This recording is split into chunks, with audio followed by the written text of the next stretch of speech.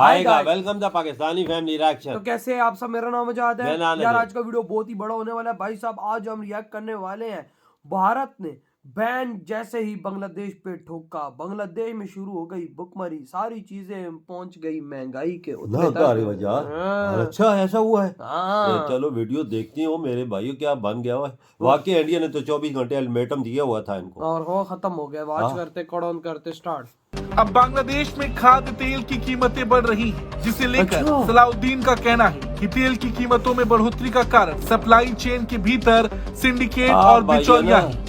उनके हिसाब से राजनीति को समझना कठिन है, लेकिन लुटेरों को समझना बहुत आसान है। सब्जियों की कीमतों में इजाफे से शहरी परेशान हैं। शहरियों का कहना है कि हुकूमत प्राइस कंट्रोल कमेटियां फाल करके सरकारी रेट लिस्ट के मुताबिक अशिया की फरोख्त यकीनी बनाए। तफसील बताएंगे जियो न्यूज की नुमाइंदा हेरा बतू।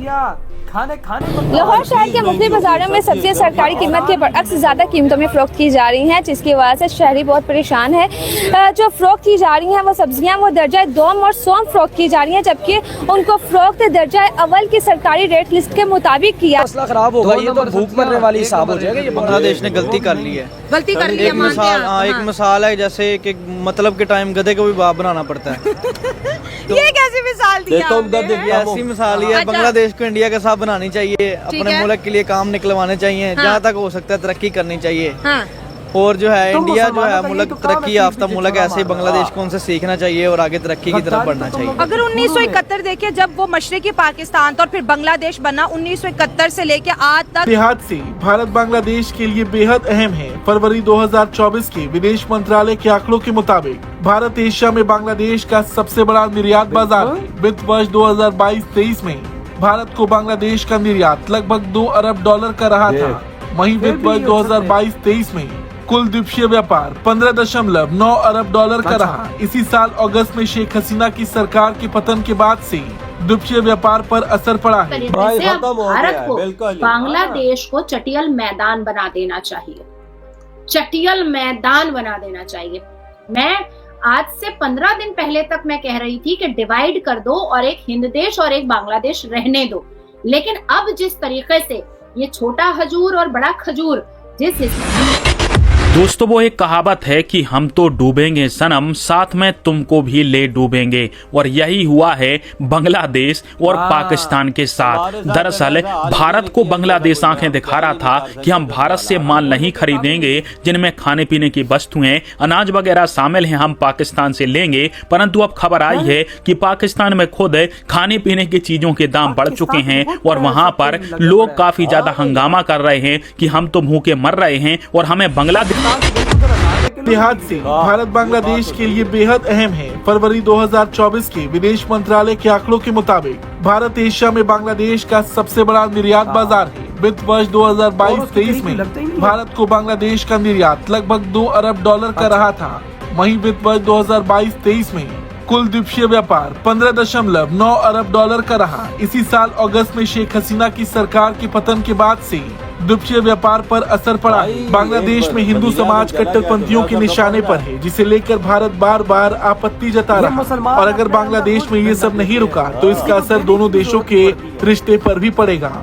जो अभी करंटली बात की जाए, जो पाकिस्तान और बांग्लादेश के जो रिलेशंस है स्टेट लेवल के ऊपर, उनके रिलेशंस बहुत स्मूथली चल रहे हैं। इन दोनों के बीच में वाटर क्राइसिस का जो पोटेंशियल मौजूद है पाकिस्तान और बांग्लादेश में, इंडिया और बांग्लादेश। अच्छा, इंडिया और बांग्लादेश। लेकिन सोसाइटी लेवल पर अगर देखा जाए, वही जो टू नेशन थ्योरी जिसके तहत पाकिस्तान इंडिपेंडेंट हुआ था 1947 में, आज भी वो वहाँ पर एग्जिस्ट करती है सोसाइटी लेवल के ऊपर। वहाँ पर जो हिंदूज रहते हैं और जो मुस्लिम्स रहते हैं, जो अभी जो करंटली आज की बात है, जो वहाँ पर हिंदू का त्योहार था उन्होंने उसके ऊपर अटैक्स किए, दुर्गा पूजा के ऊपर, काली टेम्पल के ऊपर अटैक किया गया।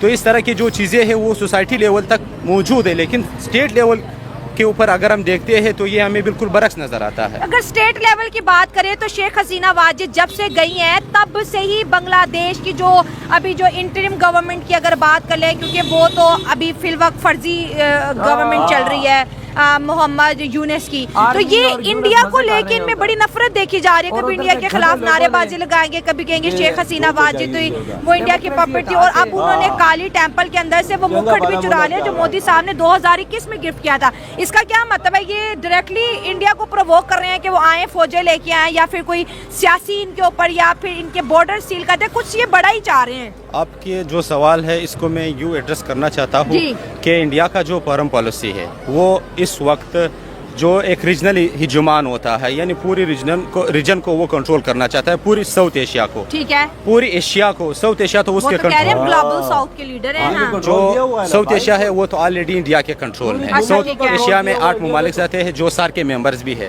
चाइना इसमें इंक्लूडेड नहीं है। उसका जो कंपटीशन चल रहा है वो चाइना के साथ चल रहा है। बांग्लादेश का ऑल दो बॉर्डर टच है इंडिया के साथ। तो ये जो नाइबरिंग स्टेट्स है वो तो अपने इन्फ्लुएंस जो उनका क्लाउड है उसमें लाने की कोशिश कर रहे हैं। लेकिन उसके बियॉन्ड भी हमें जो इंडिया की फॉरेन पॉलिसी है वो हमें उनके जो ऑब्जेक्टिव्स है, एम्स है, जिस तरह मोदी की जो गवर्नमेंट है 3 से 4 बार हमें देखने को मिलती है, वहाँ पर जो फासिस्ट रिजीम है उनके जो पॉलिसी। मोहम्मद यूनुस को एक बात समझनी पड़ेगी कि ये जो ड्रोन है ये भारत के लिए तो खटमल है भैया, भारत के लिए तो खटमल है। और 7 ड्रोन जस्ट ये जो मैं अभी जहाँ पर बैठी हुई हूँ, वेस्ट बंगाल कोलकाता में फोर्ट विलियम है एक, मेरे घर से आई थिंक 20 मिनट का डिस्टेंस है फोर्ट विलियम का। तो फोर्ट विलियम में जो मतलब वो रहते ईस्टर्न कमांडो रहते हैं, वो अगर जरा सा ऐसे से ऐसे करेंगे ना, बांग्लादेश हग मुद्दे। जहरी बात है भाई साहब। अब देखो कि भारत जैसे ही उन पे बैन लगाया, भाई लोग रोडों पे निकले, चीजें महंगी हो गई हैं। तो गधो, जब हिंदुओं पे जुल्म कर रहे थे तब तुम्हें ये याद नहीं आया कि जब इंडिया से हम पंगा लेने जा रहे हैं तो भाई इंडिया हमारा हाल क्या करेगा? तुम बोल रहे पाकिस्तान से लेंगे, इधर आओ 300 रुपए किलो टमाटर हुए हुए लोग है, हमसे लोगे 300 रुपए किलो, 300 रुपए किलो मटर है। तो हमारे देश में अगर इधर से गलती से पहले तो जाता नहीं है, इधर अपने लाले पड़े हुए। भारत से हमें हर एक सब्जी लेते थे, अब भारत नहीं दे रहा। और इधर भाई टमाटर, जब इंडिया का टमाटर आता था 20 रुपए किलो, 30 रुपए मिलता था, आज 300 रुपए किलो है। ये हाल हमारा भारत ने कर दिया है। बात सुन, अगर 300 रुपए किलो जी जाए उधर तो बांग्लादेश, उधर फिर भाई साहब 700-800 रुपए किलो मिलेगा, फिर खाओगे पागल के बच्चे तो नहीं हो। ये मुझे नहीं समझ आती, खास तौर पे हम मुस्लिम्स में ये गंदी आदत है कि भाई साहब हम अपने पाँव पे खुद ही कुल्हाड़ी मारते हैं। ये देख ले, उड़ते हुए तीर हम लोग खुद ही ले लेते हैं। ये इनकी बगैरती देख ले ना, क्या मचा हुआ। खाते भी इंडिया का है तो उसी थाली में चीट भी करते हैं यार, वही ना। कोई थोड़ा सा शर्म करो यार। इंडिया ने ऐसी इनकी मारी कि भाई साहब 2 दिन हुए नहीं और इनकी फटके 4 हो गई। रोडों में निकला, प्रोटेस्ट कर रहे, भाई चीजें महंगी हो गई, क्या कर रहे हो भाई? यूनुस क्या करे? तुम लोगों ने खुद ही तो उस बकचोद को ऊपर बिठाया। तुम जब जानो यूनुस जाने, अब क्यों भाई रो रहे हो? अब बर्दाश्त करो ना। तुमने भारत के साथ उंगली की, अब भारत ने जब भाई साहब पूरा डंडा दिया है तो भाई तुम लोग कह रहे हो ये क्यों दे दिया? यार जब हसीना वाजिद थे तो ये मजे कर रहे थे इंडिया के सर पे। इंडिया ने मजे दे रहा था, दुनिया की हर चीज इनके पाँव में फेंक रहा था। भाई साहब इंडिया ने मजे छीने तो आप डंडा दिया है तो ये रोडों पे आ गए। ये मजा होता है। ये हमें डंडा दिया हुआ ना पाकिस्तानियों में, देखो हमारे हालात क्या है। तो भाई यहाँ पे टमाटर आज 300 रुपए किलो है। और मैं सब्जी की दुकान पे गया हूँ तो यकीन कर, जबान बाहर आती है वजार बंदे की। 300 किलो टमाटर है, 300 रुपए किलो प्याज है। 1000 रुपए लेके जाओ, पूरे महीने की सब्जी लाओ। पाकिस्तान में 1000 रुपए लेके जाओ तो मुश्किल से 1 हफ्ते की भी सब्जी नहीं आती हो। 2 टाइम की हांडी पकती हो यार। अब 300 रुपए किलो टमाटर है, 300 रुपए किलो, 400 रुपए किलो मटर हो जाए, आलू हो जाए 100-200 रुपए किलो, तो क्या आता है? ये तो इधर ही खत्म हो गया। 1000 रुपए क्या, 1000 रुपए में क्या है? उधर इंडिया में 1000 रुपए के लिए तो 15 दिन चलती है नहीं, 15 दिन क्या मजाक कर रहे हो? उधर महीने 200 रुपए की तो उधर 2 हफ्ते सब्जी चल जाती है। अंदाजा लगा कितनी सजत महीने तो भाई साहब आराम से निकलते 1000 रुपए की सब्जी में उधर।